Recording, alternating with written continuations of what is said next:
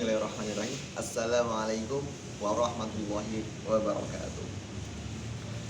Alhamdulillahirabbil alamin wa bihi nasta'in wa ala umuri dunya waddin.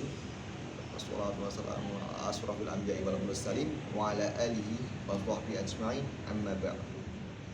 Oke, perkenalkan di sini saya Muhammad Muhyiddin Hasan dengan nomor induk mahasiswa 2241 1040 2078.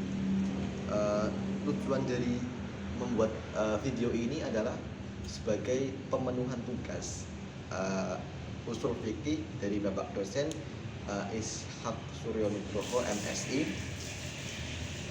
Di sini saya akan membahas putar mengenai ilmu usul fikih, dimulai dari pengertian terlebih dahulu. Nah, dari bahasa, kalau usul fikih itu bisa kita pecah menjadi dua, dari kata usul dan juga dari kata fikih. Usul sendiri itu berarti hal yang dasar atau pokok. Oke. Kemudian kata fikih itu berarti pemahaman yang mendalam. Jadi kalau gambarannya secara bahasa kita gabungkan, usul fikih itu menjadi dasar-dasar dari pemahaman yang mendalam. Kemudian setelah kita ketahui dari pengertian secara bahasa, selanjutnya pengertian usul fikih secara istilah. Tapi sebelum kita masuk ke situ, kita akan bahas dulu pengertian fikih secara istilah sendiri adalah fikih sendiri berarti ketetapan mengenai dalil-dalil syara yang berlaku pada kehidupan manusia dengan mengambil dalil yang rinci. Nah, kemudian usul fikih sendiri berarti secara istilah, yaitu usul fikih adalah kaidah-kaidah ataupun bahasan untuk menetapkan yang digunakan untuk menetapkan dalil-dalil syara dengan mengambil dalil yang rinci. Jadi perbedaan antara usul fikih dengan fikih bukan hanya sekedar perbedaan kata saja, yaitu yang fikih nggak ada usulnya, yang usul fikih ada usulnya. Itu tidak seperti itu. Jadi letak perbedaannya adalah kalau fikih itu hukum syaraknya atau ketetapannya atau hasilnya atau buahnya. Sedangkan kalau usul fikih sendiri itu cara atau metodologi atau kaidah-kaidah yang digunakan untuk terciptanya sebuah hasil yang disebut dengan fikih. Jadi sudah jelaskan antara perbedaan antara usul fikih dengan fikih. Selanjutnya mengenai usul fikih kan kita bahas tadi adalah semacam metodologi atau metode-metode. Nah, di sini usul fikih sendiri itu ada beberapa metode yang digunakan untuk menerjemahkan dalil-dalil yang masih umum dari Quran dan hadis sehingga diperoleh dalil yang rinci yang bisa kita tetapkan sebagai fikih atau syara. Kaidah yang pertama itu ada yang namanya qiyas. Qiyas di sini artinya itu menyamaratakan atau menganalogikan atau menyamakan. Nah, jadi langsung saja ke contoh ya. Contoh qiyas. Anggur itu yang memabukkan itu haram atau khamr itu haram. Itu pada masa lampau. Pada masa sekarang yang memabukkan itu bukan cuma sekedar anggur saja, bukan cuma sekedar sari buah saja, tetapi ada narkoba, ada jenis-jenis minuman keras seperti vodka dan yang lain-lain yang saya tidak hafal itu. Kemudian ada juga ada ganja, ada juga sabu dan yang lain-lain, itu sifatnya memabukkan. Tapi bisa kita kiaskan dengan yang khamr tadi, karena sama-sama memabukkan, jadi hukumnya adalah haram. Itu kias. Oke. Selanjutnya itu adalah istihsan. Istihsan itu artinya menganggap baik secara bahasa. Kalau secara istilah itu artinya perpindahan pola pikir dari seorang mujtahid yang tadinya mengambil kias jali atau yang jelas menuju ke kias yang khafi atau samar-samar, atau bisa juga mengambil dari dalil yang kuli atau yang umum menuju ke dalil yang kayak justi atau khusus. Nah, langsung saja ke contoh ya. Sebagai contoh saya akan yang perpindahan dari kias yang jali ke kias yang khafi. Sebagai contoh seperti ini. Dalam kias kan kalau perempuan yang haid atau wanita haid atau menstruasi itu diharamkan untuk membaca Al-Quran karena dikiaskan atau disamakan dengan junub. Karena junub itu kan nggak boleh baca Al-Quran kan. Tapi kalau si istri itu boleh dengan penjelasan seperti ini. Kalau junub sendiri kan waktu tidak suci kan sebentar. Dalam artian kita belum pagi tadi, nanti siangnya udah bisa suci, atau dari serang beberapa menit atau beberapa jam kita sudah bisa mensucikannya. Tetapi berbeda dengan haid sendiri. Kalau haid itu kita harus menunggu beberapa hari atau beberapa minggu sampai 2 minggu bahkan lamanya.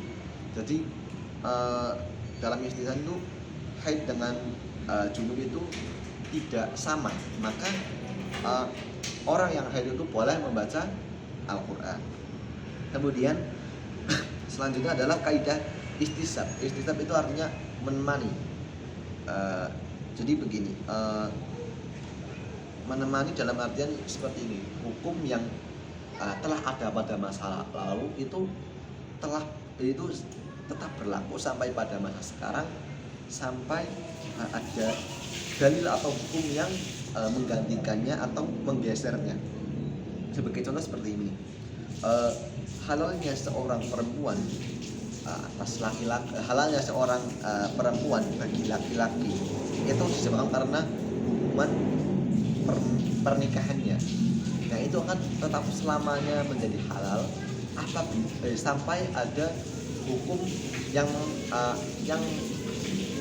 membatalkan keharamannya. Dalam artian seperti cerai atau talak atau fasakh dan juga lain sebagainya. Jadi status kehalalannya itu berhenti. Selanjutnya ada maslahah mursalah. Maslahah mursalah sendiri maslahah ya secara bahasa itu artinya kemanfaatan atau kebaikan. Kemudian mursalah itu artinya berlepas atau terlepas. Jadi kalau kita gabungkan maslahah mursalah secara bahasa itu kebermanfaatan atau kebaikan yang diperoleh dari sesuatu yang terlepas. Kalau secara istilah maslahah mursalah itu ialah kebermanfaatan yang diperoleh dari sesuatu yang terlepas dari nas atau hukum dari Al-Quran dan juga hadis. Sebagai contoh seperti ini, semisal kita itu menjadi dokter. Nah, kita itu merawat pasien perempuan yang sedang sakit pada bagian auratnya. Kalau menurut kita menurut kepada dalil yang ada, itu pasien kita itu nggak boleh melihat atau bahkan menyentuh aurat dari perempuan atau lawan jenis kita tersebut. Jadi kalau berdasarkan dengan maslahah mursalah, kita itu boleh melihat ataupun menyentuh aurat dari lawan jenis kita, dikarenakan apabila nanti kita tidak bertindak dalam artian melihat, menyentuh, kita itu tidak bisa mengobati atau tidak bisa mendeteksi penyakit apa sih yang dialami oleh si pasien tadi. Nah, itu contoh dari maslahah mursalah. Kemudian ada juga syar'uman qoblana, itu artinya syariat yang berlaku sejak sebelum masa Rasulullah SAW. Kalau sebagai contohnya seperti ini, kalau syariat sebelum Nabi Muhammad, kita ambil contoh Nabi Musa alaihi salam. Itu kalau ada najis yang terkena di pakaian kita, cara menghilangkannya itu dirobek atau dibuang atau digunting yang bagian yang terkena najis tersebut. Tapi kalau syariat sekarang yang dimulai dari Nabi Muhammad SAW itu, kalau pakaian yang terkena najis itu cukup dibuang najisnya, dibersihkan pakaiannya dengan air sampai hilang rasa zat dan juga daunnya atau juga warnanya. Kemudian selanjutnya ada metode al-urf. Urf di sini berarti kebiasaan atau adat istiadat lah. Jadi kebiasaan di sini berarti sesuatu yang lumrah atau dilakukan oleh orang di sekitar kita, di lingkungan kita secara terus-menerus dan menjadi kebiasaan. Urf sendiri atau kebiasaan tersebut itu bisa dibagi menjadi dua, yaitu pertama ada yang urf yang sahih atau baik, yang kedua urf yang fasad atau buruk atau merusak. Jadi sebagai contoh, kalau yang urf yang baik itu kita sebagai masyarakat Jawa, orang suku Jawa itu, kalau kita bertemu orang tua di jalan, kita itu kalau melewati itu tidak asal nyelonong saja, kita itu menundukkan badan terus sambil mengucap permisi atau nuwun sewu. Itu dikatakan sebagai urf sahih karena mengandung nilai-nilai kesopanan dalam menghormati orang tua. Selanjutnya kalau urf yang fasad itu misal di dalam adat istiadat kita atau kebiasaan kita itu sering terjadi tawuran lah atau bully atau dan yang lain-lain, itu cenderung merusak, baik merusak diri kita, merusak tubuh kita, juga merusak lingkungan. Itu maka itu disebut sebagai urf fasad atau urf yang atau kebiasaan yang merusak. Maka dalam hal ini para mujtahid atau fuqaha itu mengambil urf yang sahih saja, yang kalau yang fasad itu tidak diambil atau dibuang, tidak diterapkan maksudnya. Selanjutnya ada sa'udud dari dzariyah. Sa'udud dzariyah ini berasal dari kata sa'ud, artinya menutup jalannya. Kemudian dzariyah itu keburukan atau kejelekan.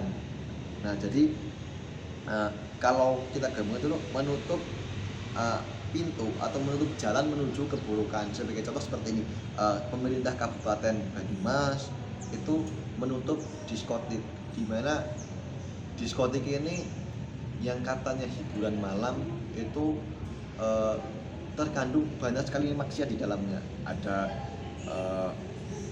di sana ada mabuk-mabukan, ada mengumbar aurat, ada berkumpul dengan tidak ada pembatas, terus